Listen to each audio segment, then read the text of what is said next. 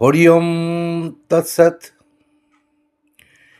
হিন্দু ধর্ম এবং ভারতবর্ষকে বাঁচাতে হলে অবিলম্বে ভারতীয় জনতা পার্টি এবং আরএসএস এই দুটি সংগঠনের বিরুদ্ধে দেশবাসীকে যুদ্ধ ঘোষণা করতে হবে।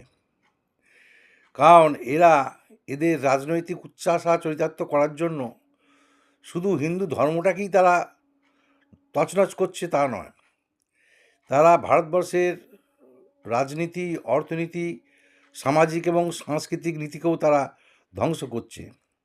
তাই এই ভারতবর্ষের যে কোনো সুস্থ, স্বাভাবিক এবং শান্তিপ্রিয় মানুষের উচিত এই দুটি সংগঠনের বিরুদ্ধে রীতিমতো জিহাদ ঘোষণা করা এবং ভারতবর্ষকে বাঁচানো এবং হিন্দু ধর্মকে বাঁচানো।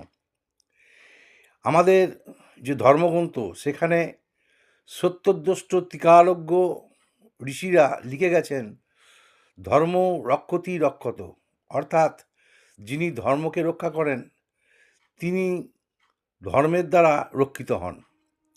অতএব আমাদেরকে সেই কথাটি মেনে আমাদেরকে ভারতীয় জনতা পার্টি এবং আরএসএসের বিরুদ্ধে যুদ্ধ ঘোষণা করতে হবে। নমস্কার।